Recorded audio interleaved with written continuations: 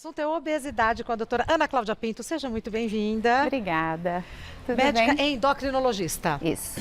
Por que é tão importante falar sobre obesidade, doutora? A gente ouve falar, a gente fica se perguntando, meu Deus do céu, será que é tão importante assim? É, né? Obviamente que é. É muito importante porque vem crescendo demais.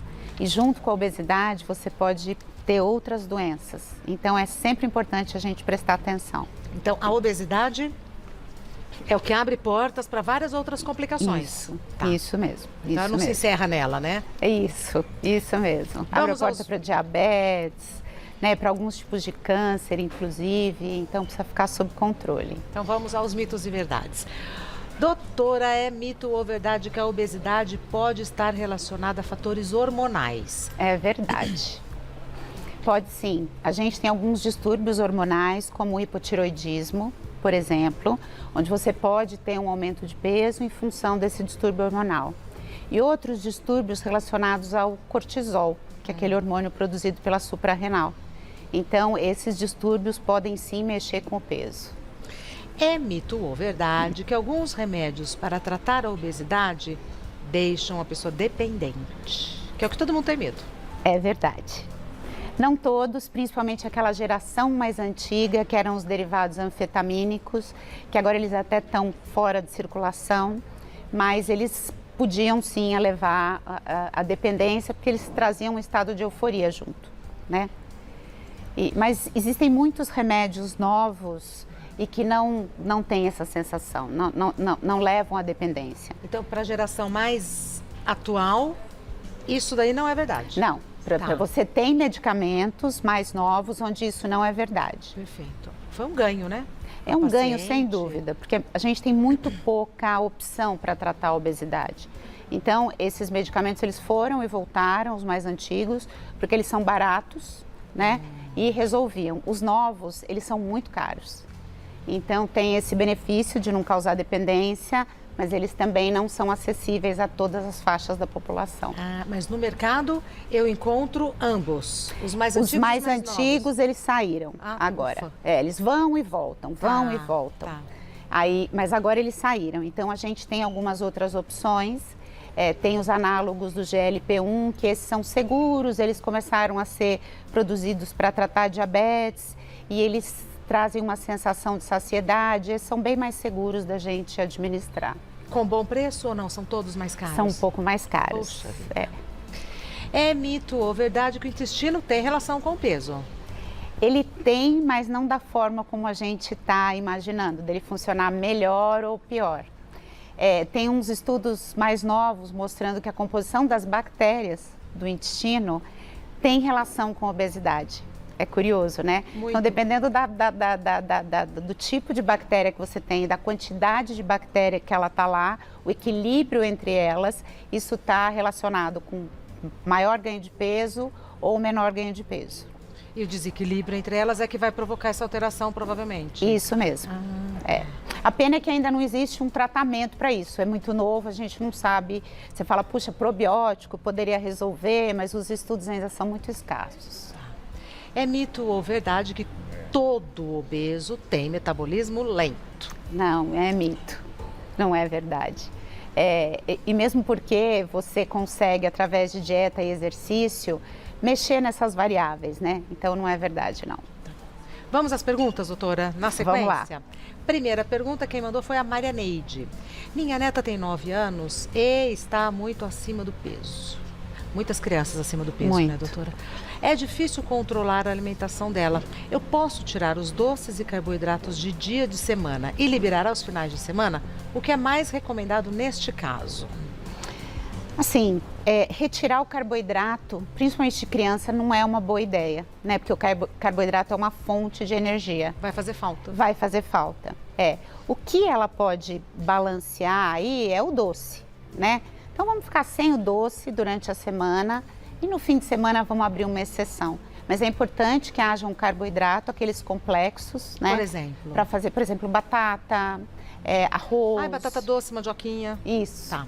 Então é importante que exista um carboidrato, né, para ser uma fonte de energia e tirar o açúcar livre. Tudo aquilo que tem açúcar, é adoçado com açúcar. Mas, ô, doutor, eu sempre fico pensando, é o açúcar ou é açúcar e gordura? Porque, por exemplo, é diferente eu comer um doce de goiaba e comer uma coisa com chantilly, nananana. Não é diferente?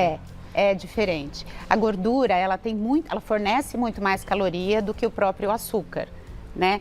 É que você tem aí uma alteração de metabolismo, a gordura é um pouco mais difícil dela ser digerida, né? E o açúcar é aquela coisa imediata, entendeu? Ele entra, ele é digerido e ele é rapidamente absorvido. Então, no caso da netinha da Marianeide, ao invés de oferecer uma bolacha recheada, uma coisa assim, um bolo de fubá, Exato. um bolo de milho, uma coisa sem muita gordura, né? Exatamente, sem muita gordura, sem recheio.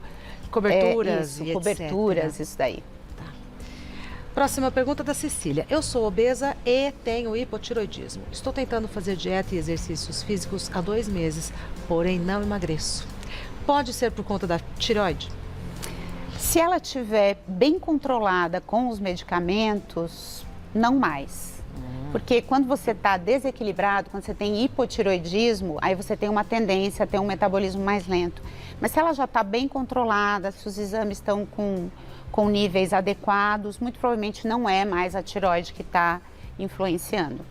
Ela vai ter que procurar aí algumas técnicas para ter mais estímulo para poder fazer uma dieta mais, ou procurar um outro profissional para ajudar ela a achar o caminho melhor. Mas 2 meses também é pouco tempo, né? Às vezes a gente precisa fazer uns 5, 6 meses.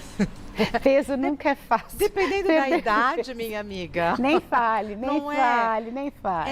A gente mira aqui e acerta aqui no pé, Isso né? mesmo. É difícil mesmo. Próxima pergunta da Paula. Na gravidez, engordei 20 quilos e tive diabetes gestacional. Agora, estou tendo dificuldades para emagrecer. O que devo fazer? Esse é um ponto muito importante. Então, por exemplo, quanto mais cedo ela conseguir perder peso, a Paula conseguir perder peso, mais cedo ela se livra do risco do diabetes.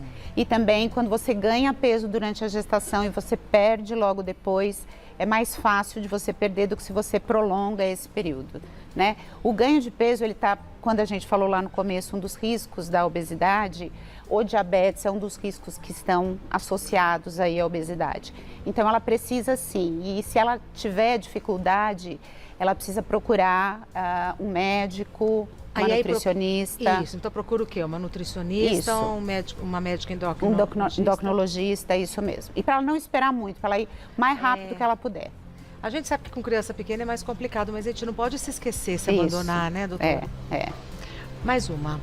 Lígia, a insônia tem relação com o sobrepeso? Estou acima do peso e tenho dificuldades para dormir. Assim, é um pouco o contrário. A gente vê que algumas pessoas que dormem pouco têm uma dificuldade para perder peso, né? Então, existe uma relação entre alguns hormônios, aquele equilíbrio entre grelina e leptina, que são alguns hormônios que estão relacionados à manutenção do peso, e esse desequilíbrio acaba aumentando a fome. Mas também as pessoas podem ter ansiedade, pode ter estresse, pode ter outros problemas que também acabam atrapalhando o sono, né? E quando você fica mais tempo acordada, quando tem ansiedade, acaba comendo um pouco mais, né? Então, tem sim, no fundo, tem uma relação entre insônia e ganho de peso. Mais uma pergunta da Karine. Existe diferença entre gordura na barriga e gordura nas pernas? A da barriga realmente é mais prejudicial à saúde? É sim. Então, essa gordura abdominal, que a gente chama, quando ela se concentra muito no abdômen, inclusive a gente vê aquele tipo de corpo, né? Que é maçã, que tem mais aquela gordura no abdômen, o risco cardiovascular ele é maior. Então, é verdade. Isso para homens e mulheres? Para homens e mulheres, isso.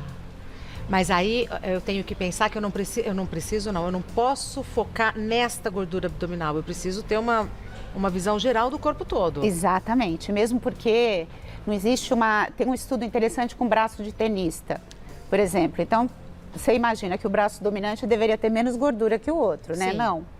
Então, não é essa a questão, você perde a gordura como um todo. Mas algumas pessoas também, por questões genéticas, têm uma deposição de gordura maior na região abdominal.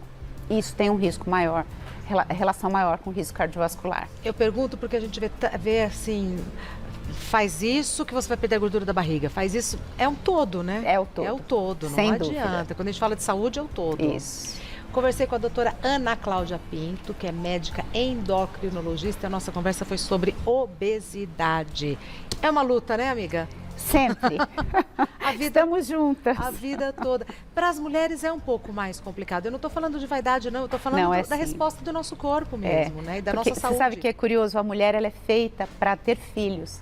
Então, você tem uma dificuldade, você tem sempre uma reserva maior, porque pode vir uma gravidez. Exatamente. Muito obrigada, saúde e até breve, doutora. Obrigada.